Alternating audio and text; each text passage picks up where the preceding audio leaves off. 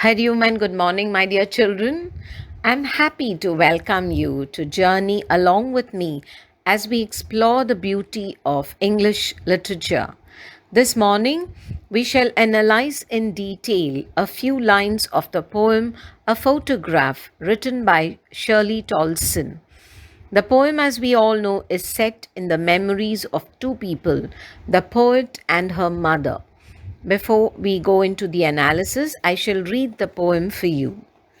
The cardboard shows me how it was when the two girl cousins went paddling, each one holding one of my mother's hands, and she the big girl. Some 12 years or so, all three stood still to smile through their hair at the uncle with the camera. A sweet face, my mother's, that was before I was born, and the sea, which appears to have changed less, washed their terribly transient feet. Some 20, 30 years later, she would laugh at the snapshot.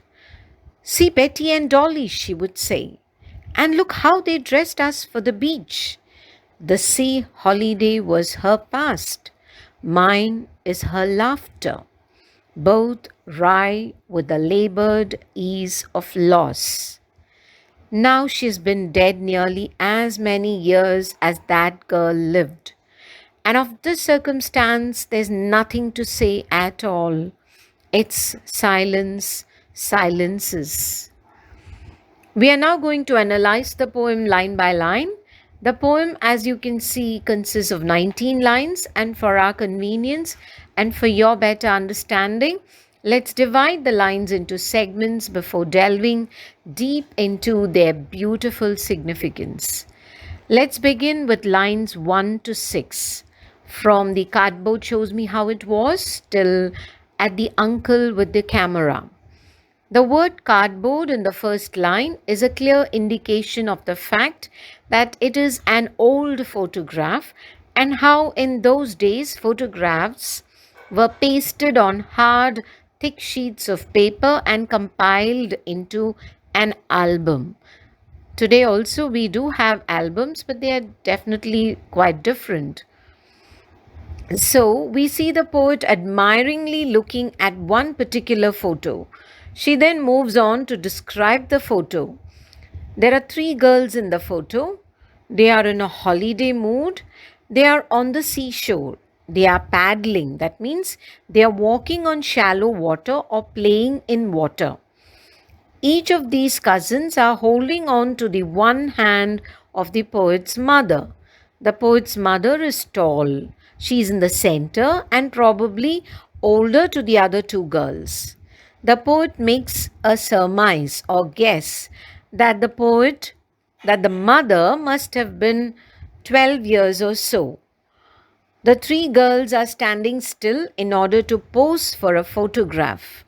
At the beachside, obviously it is a windy day, and the photograph has captured the jubilant mood of these young girls.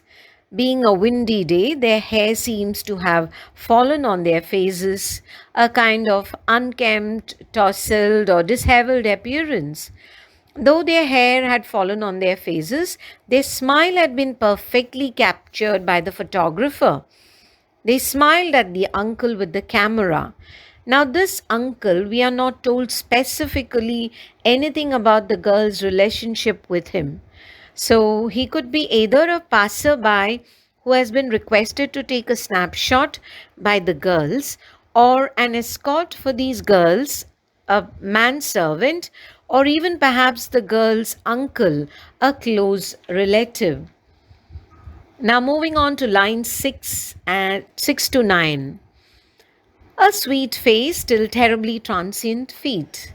A sweet face. The poet admires her mom's youthful, beautiful face as she looks fondly at the photograph. This photograph was taken even before the poet was born.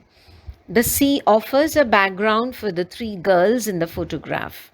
The sea, an element of nature, is symbolic of permanence in contrast to human life. This sea challenges human life, which is short lived, impermanent, and transitory. The sea washes their transient feet. Terribly transient feet is alliterative, or alliteration is the figure of speech or poetic device or literary device used here. We also have the use of transferred epithet. Now, an epithet is an attribute or quality. The quality of transience is transferred to the feet, which stands for the impermanence of human life. Sometimes we can also say that we have the use of synecdoche here. Now, synecdoche is a part standing for the whole. Here, the feet is a part standing for the whole impermanent or transitory nature of human life. Yes, we've come to the end of this analysis. We shall discuss lines 10 to 19 in our next lesson. Till then, bye bye. God bless you, my dear children. Happy learning. Keep smiling. Thank you very much. Hari Om.